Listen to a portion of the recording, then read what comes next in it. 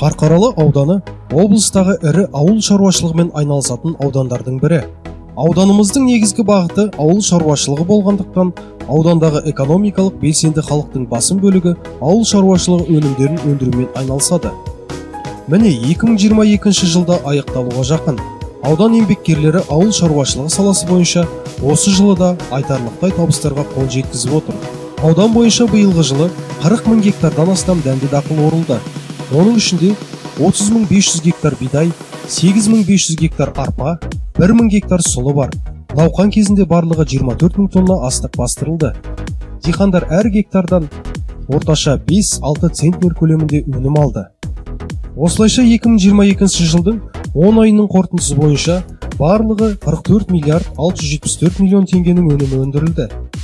Өнім көлемі мал шаруашылығы бойынша 31 миллиард 799 миллион теңге, өсімдік шаруашылығы бойынша 12 миллиард 863 миллион теңгені құрады.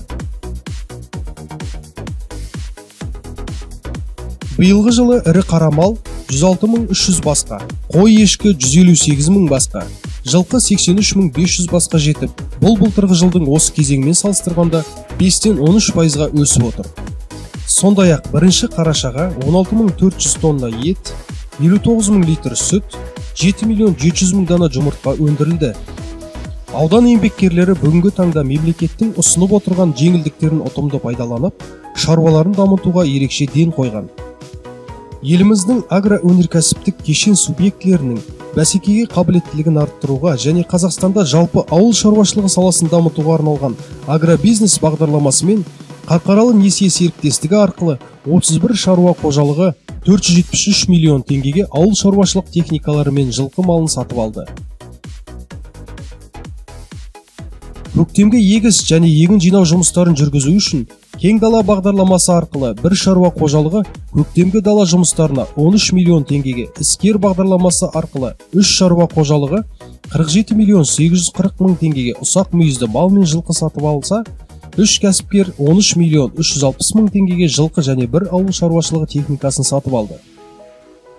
Қазагро қаржы акционерлік қоғам арқылы 19 шаруа қожалығы 287 миллион теңгеге, ал аграрлық несие корпорациясы акционерлік қоғам арқылы 370 миллион теңгеге ауыл шаруашылығы техникалары сатып алынды. 2020 жылдан бастап мына жерге осы ауылға келіп, ауылдың бағдарламасымен мына жер шаруашылықты қолға алып, базды ремонт жасап, жаңадан техника келдім, 500 бастай қой әкелдім, асыл тұқымды қошқар алдым, жылқы әкелдім, мұғалжары айғыр әкелдім. Мен келген кезде мына жерде ештеңе болған жоқ, бәрі құлап, бәрін орнына келтірдік. Жаңадан техникалар, косилка, пресс бар, осылармен шөп шауып жұмыс жасап жатыр. Шаруашылығымда бір 7-8 адам бар. Қойды 2 бөліп бағамыз. Жылқы өз бетімен жатады. Келешекте жоспарымыз асыл тұқымды қара мал әкелмекші ойым бар. Енді мына қысқы немізге дайындап алдық шөбімізді.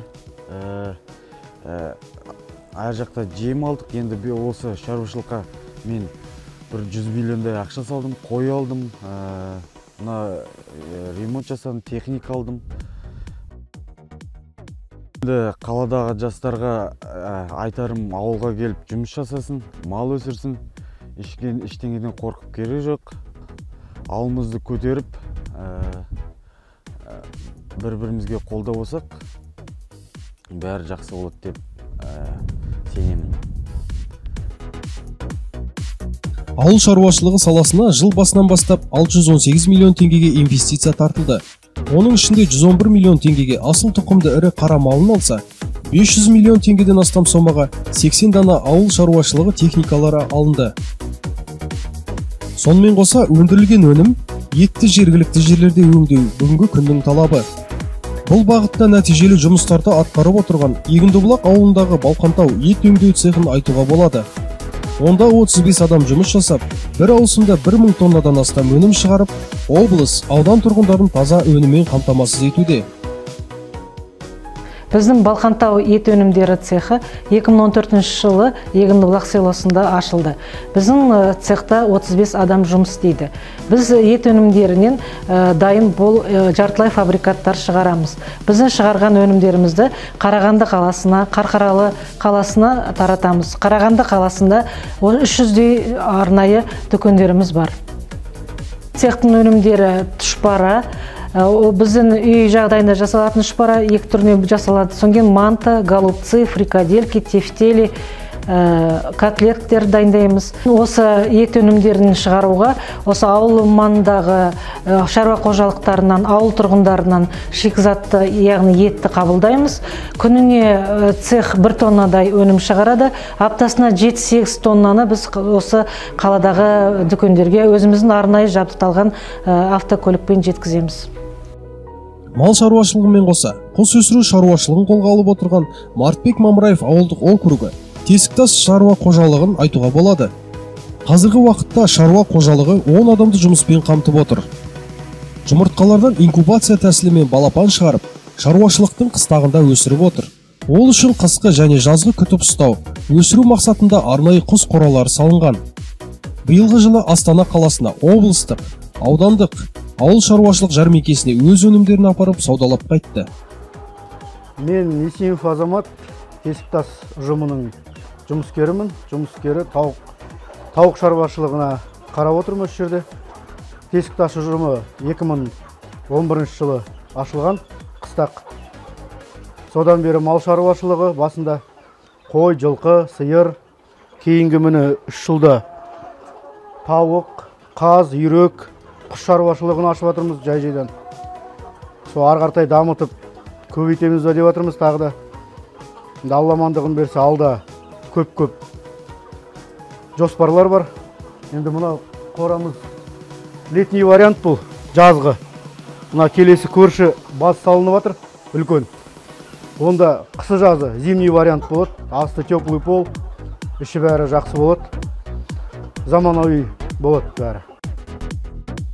Ауданымызда балық шаруашылығын дамытуға үлкен үлесін қосып жүрген Мәруа Қайрыбек қызы басшылық жасайтын Әсел шаруа қожалығының жұмысын айта кетуді жөн көрдік.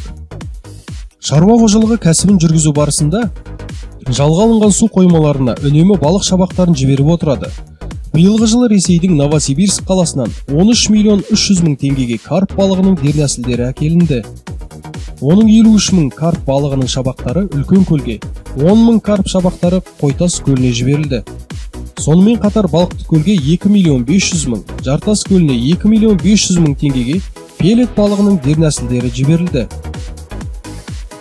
Кейінгі жылдары ауа райының құрғақшылығы байқалуда. Осы ретте ылғалы аз, құрғақ, шөлейт және шөлді аймақтарда жоғары өнім алуға бағытталған егіншілік түрі суармалы егіншілік.